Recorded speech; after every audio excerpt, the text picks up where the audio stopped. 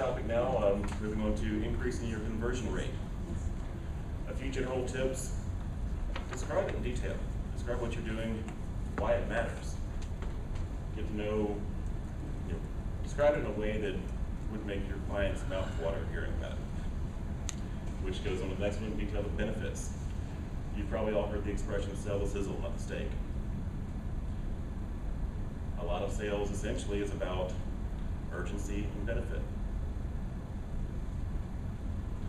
And by appealing to their emotions, rather than specifications or facts, of course there's a place for that, but it's not usually what makes the buying decision. For your website, have a buy now button. Make it as easy as possible for people to learn how to buy from you. And tell them exactly how to buy. If you're doing a video, for example, for a particular product, you can even point down in the video saying, click on the buy now button right now in order to get this product. Providing social proof. Testimonials are fantastic. Third-party credibility. If you're rich in the press, say so. Don't be shy. For some reason, third-party credibility, having somebody else talk to you about something, or having somebody else, say, recording a video or quoting about their experience with you or why what you did for them was outstanding, is much more believable than me saying it myself. It's a degree away, so that degree actually adds a lot of credibility there. And compelling copy is another great way to increase your conversion rate. You know what copy is? You're right. Copy? No, not that copy.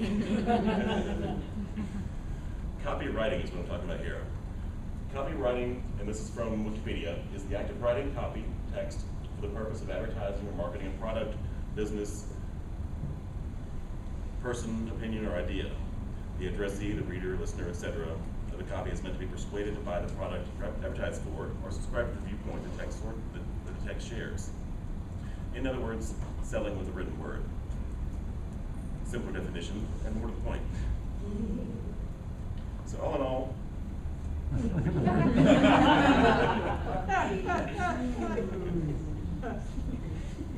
that's great. That's being silly. That is great.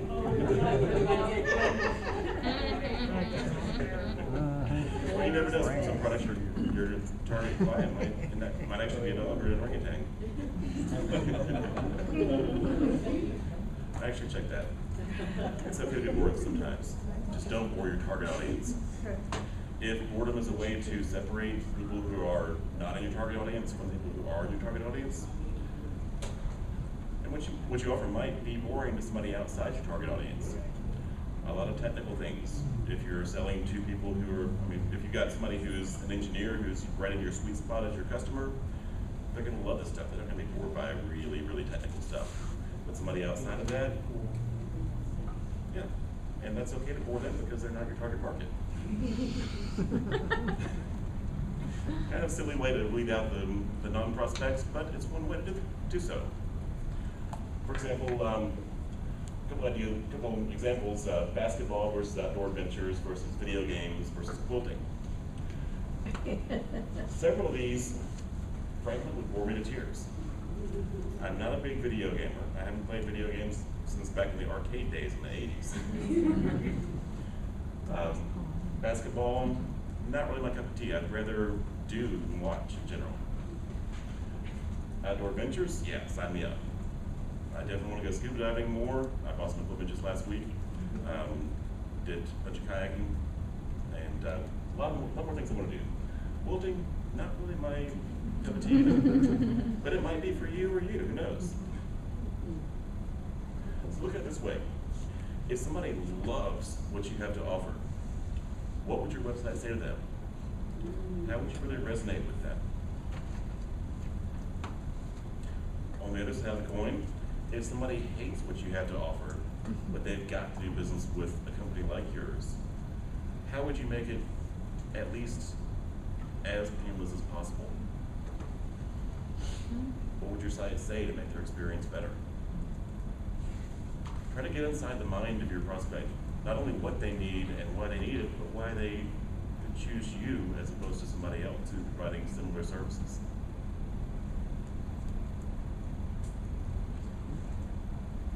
A few other ways to increase conversion. We've been talking about compelling sales messages. Colors.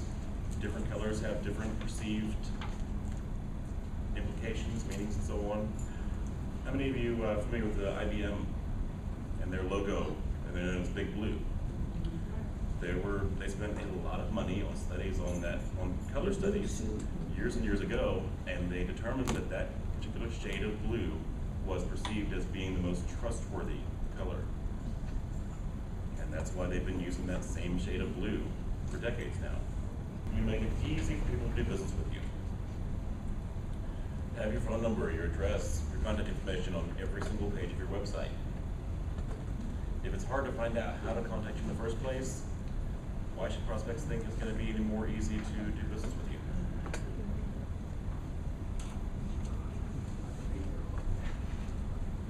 Do you know your audience? The classic who, what, when, where, why, and how questions. Who are they? Exactly who are they? Do you have a persona created? Do you have them defined down to a point where they even have a name and you kind of have a picture of what they look like in mind? What do they need? Do they even know exactly what they need? Do they need some education as part of that sales process? When do they need you the most? And how can you reach them during that time, either right when they need you the most or right before they need you the most, when they become aware that they're going to need you? Where do they need you?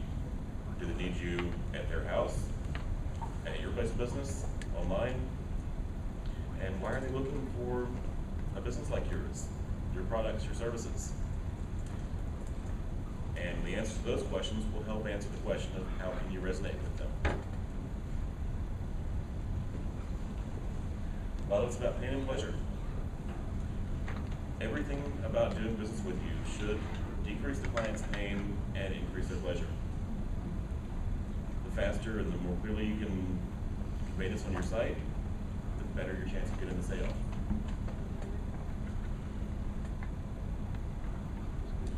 Avoidance of pain. Fear of loss.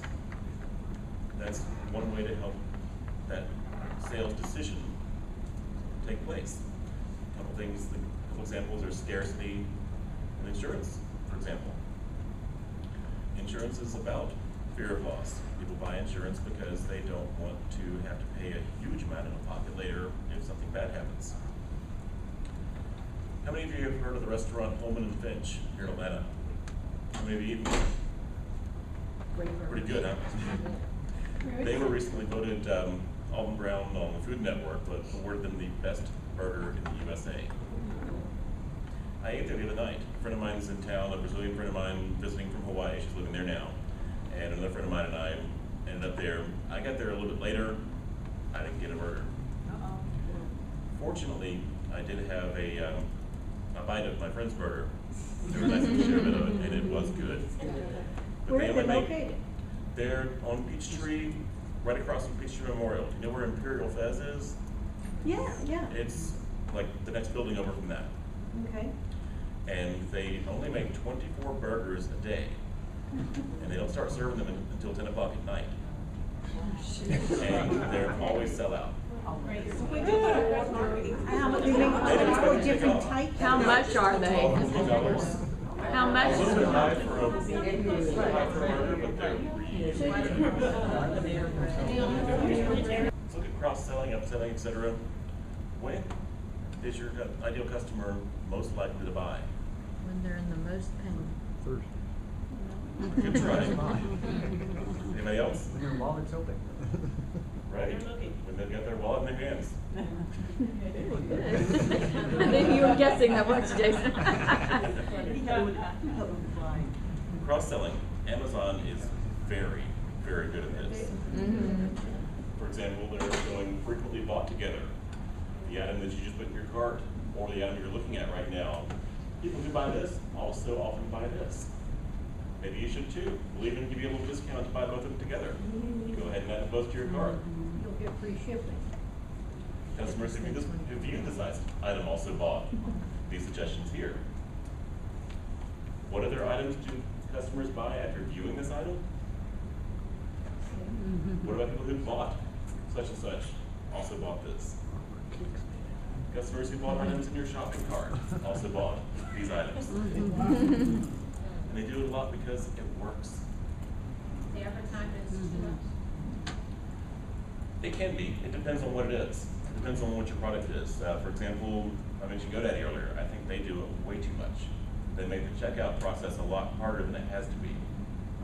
With Amazon, they do it right when you're already looking, and even within your cart too, but they don't make it a whole separate page.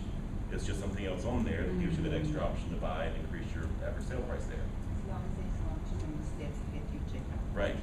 If it gets in the way of them doing business with you, that's where it becomes a problem. I'm trying to get more subscribers. How many of you want more emails? Nobody wants to get yet another boring newsletter. Their email boxes are clogged up enough, so you need to offer them something of high perceived value in order to get them to give you their name and email address and get on your list. For example, on my website, one of the things I offer is a free report on how not to get ripped off by an SEO firm. In the end, whether you do business with me or not, I don't want you to spend one dime with any of those shysters out there who do unethical marketing. So I wrote this report in a way both to help people raise awareness of why they should look out for people like that, what they should look out for specifically, and of course that helps them start to trust me more and become more likely to do business with me as well. So there is some self-serving intention to it, but it's also genuinely to help.